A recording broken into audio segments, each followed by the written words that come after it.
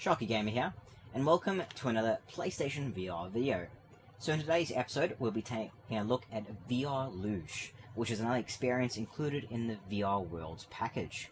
So VR Luge, you're basically on a luge board, speeding down like a highway, avoiding cars and other obstacles, and trying to get the best time, and of course get through all 4 runs in the tour mode, which is like a time trial kind of multi-tracks, but the tracks are very similar, they just change slightly.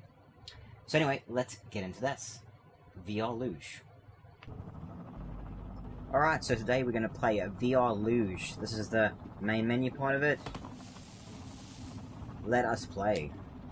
So we're going to do the VR Luge tour, which goes through the kind of 4 tracks, which are essentially the same track, but they just change obstacles and dark, light sort of things, just to make it a little bit different.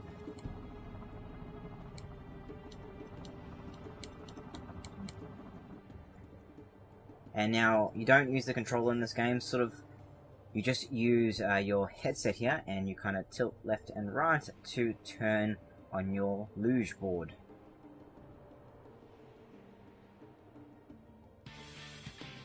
So run 1 of 4. Devil's Dash.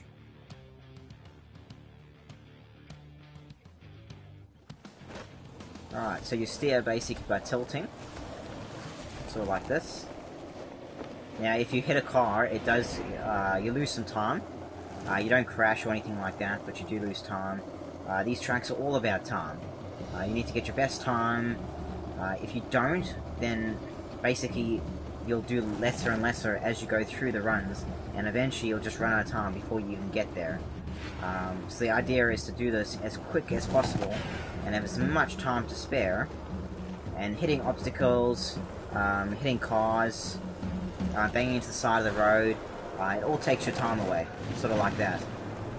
And the thing with this game, that if you do bash into the side, it can be quite jarring, so to try and keep a straight path is probably the best way to do it. That was some cool air though. And there's going to be obstacles so like this that you just got to basically try and avoid. Cars as well. And if you go through a car, I'll show you. So you go through a car, you go through, see that red line? That basically means you went through that car, and that would have taken a couple seconds off. But it's cool because you get these big trucks like this, and you can go underneath them. It's pretty awesome going underneath the truck.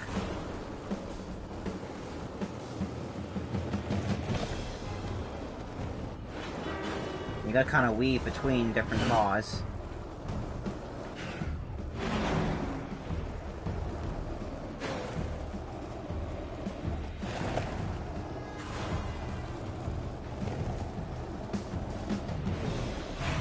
And that was run 1.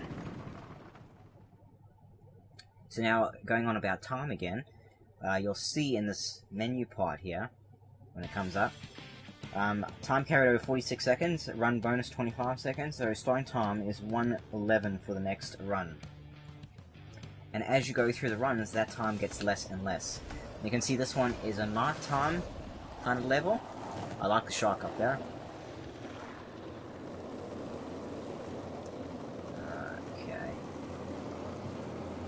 And it's usually, you get used to these it's pretty easy to get used to, like, the levels. They only change minor things, and they change different obstacles you face, or the way the track runs, but most of it is pretty much identical. And once you get used to steering, it makes it a lot easier to play this game, because when I kind of first played this, I kind of was just bouncing off wheels trying to figure out how you're supposed to steer, but once you kind of work it out, it's actually quite cool and satisfying to do it.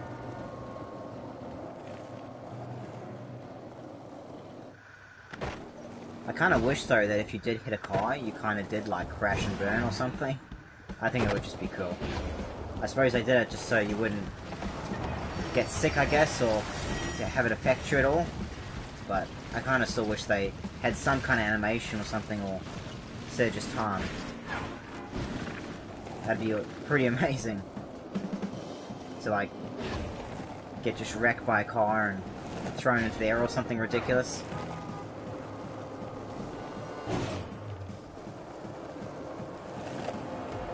let's go on the truck wheels, shall we?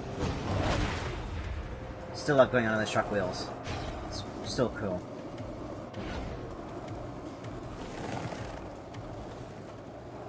And you can see your body in front of you as well with this.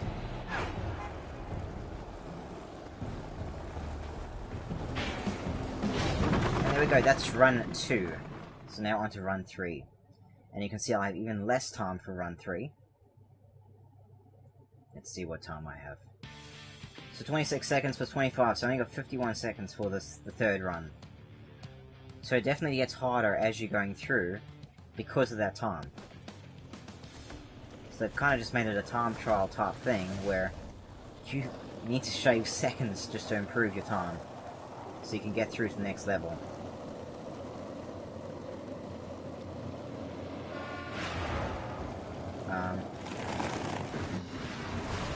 It's actually pretty easy to avoid the cars. So when you're playing this game and you sort of get used to it, it's actually really easy to avoid the cars because you can go sort of either side of them. There's more than enough space in the road and more than enough time it gives you to avoid them. Yeah, and you also get kind of used to the pattern of the cars. I guess the one thing this game does do, it gives your neck a workout.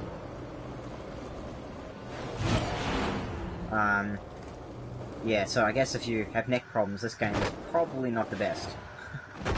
Because you do a lot of tilting with your head to steer. So...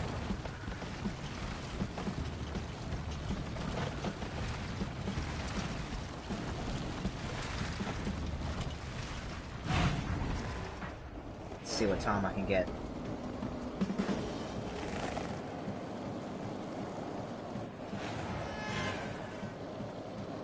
And these little green things are checkpoints here, if you hadn't noticed. And the irritating thing is when you're so close to having the time that you want, but then you're like seconds away from a checkpoint.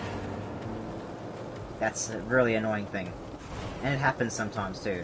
Especially in the next run, which you'll see. Because I don't think I'll have enough time to complete the next run.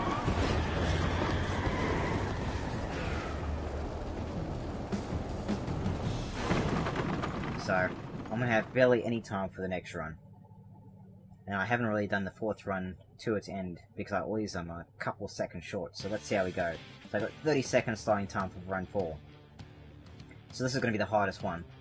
And I don't usually complete this one, because of this. I need more seconds, really. I think the best one I've done is I was 5 seconds short of getting a checkpoint, so... let's see how we go.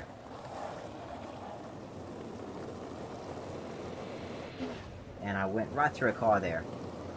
Not a good start. Okay.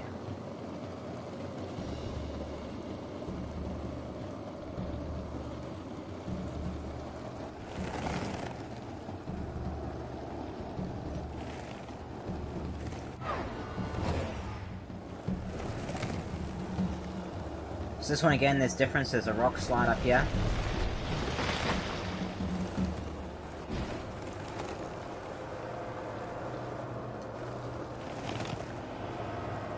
Traffic.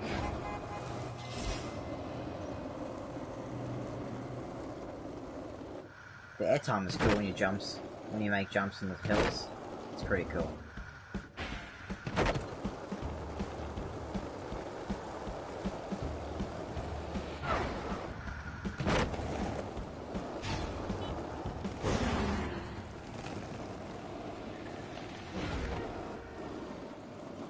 And this is where I run out of time. As you can see, I'm like maybe 5 seconds from that checkpoint.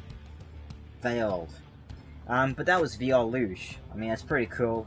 You just gotta shave off seconds to kind of complete it, though. I still haven't managed to complete Midnight Falls, because I'm like maybe 5 seconds away from getting that last checkpoint, which I'm guessing that would just be enough to complete it. But, yeah, it's pretty cool. Takes a bit to get used to begin with when you first do it, but after a couple of tries, it's pretty easy, and the tilting and steering with your head is pretty easy as well, but like I said, probably if you have neck problems, it's probably not the best. So that was VR Luge. So, is it any good? Well, see, I hate to say it's a good game, but is it enjoyable? Yes, it's actually quite enjoyable. It's not necessarily the best game there is, it's not necessarily going to take you ages It'll take you like 10 minutes, maybe more if you want to do like time trial, or if you want to try beat your score or whatever like that. But other than that, it's not going to something you're going to linger on, or you're going to really want to go back to. Once you've done it a couple of times, you've done it. There's not much replayability to it, and depending on how your first experience went with VR Luge, could differ for some people. So if you played it and you got used to the controls of kind of like tilting your neck around to kind of turn like that and that, and you got used to that, and you started getting really good, and you started getting to each different run, then awesome, you might want to keep going, you might want to do time trials and everything. But if you played the game and straight away kind of steered yourself into like the walls, or went through every car, so you either ran out of time before you even completed the first run, or you hit the walls so much that you kind of like just bounce like this off the walls. It's really jagged and really disorientating when that happens, and very hard to get back on track if you keep bouncing into the walls. So if you had that kind of experience, this might be something you try once, you have that experience, and you never go back to. But if you have had that experience and you're willing to go back to it, it is worth playing. Like, it is a cool VR experience, but it's not necessarily a good VR experience. It's just something novelty, something short-lived, something to try, experience. Yeah, I mean, I had no problems with it. I enjoyed playing it when I played it. I haven't even got through all 4 runs. The 4th runs, I'm like 5 seconds away from getting to a checkpoint, and that's where I run out of time. And I really haven't been bothered to really go back and try and get that extra 5 seconds just to beat it, where I'm almost beat it already, and it's pretty much the same. The runs are pretty much the same every time. They just change slight things. They change, oh, there's a corner here, or it's night, or it's day, or there's an obstacle here now. So the tracks aren't very varied. Like, it might have been a little bit better if maybe they had changed where you were actually going. Like if they had put different locations, or a different track, or something different in there than just using the same level over and over again. It might have been a bit cooler. And maybe put some kind of really strange, like a huge hill that makes you go super fast, and then you've got to make sure to actually turn because there's corners down the bottom of it, or something like that. Something different, something interesting, something that's like, whoa, like you're going down this huge thing. Because even though the game it is enjoyable. It is an enjoyable game. It's not necessarily a good game, but it is enjoyable. Especially if you learn to play it right. But if you don't play it right and you keep hitting things, then it is a completely unenjoyable experience. And also, if you don't center when you're playing the VR, you can center your position so you're actually proper. If you don't center it and you look down, sometimes it looks like you don't have a head on your body because you're not centered properly in the game. So it can be a bit funny at times. You basically, it looks like a headless body is on a luge board riding down a highway. So it can be pretty funny at times, but like, overall, it's a good starting point. If you've bought VR World as like a starting package just to get you up and running, then VR Luge is one of those games you can start with. You know, you can get into it. It is a little bit more motion heavy, so especially when you hit into walls, it might just disorientate you a little bit. So you might have to just like close your eyes and just take a second to kind of readjust. But overall, I mean, it's worth a play. It comes with VR World, and does it make it worth buying VR World? No. Is it worth getting VR Worlds? Absolutely, because this is just included in there as a package, but there's plenty of other things on VR Worlds that make it worth getting. So this is just an extra, so consider it as that, and play it as much as you like, and when you're tired of it, just stop playing it. So yeah, that was VR Luge. I'm Sharkie Gamer. Please like and subscribe, and thank you guys for watching. Don't forget to keep an eye for my next video, which will be the next VR Worlds game, which will be London Heist. This is a pretty cool game. So, I'll see you guys then.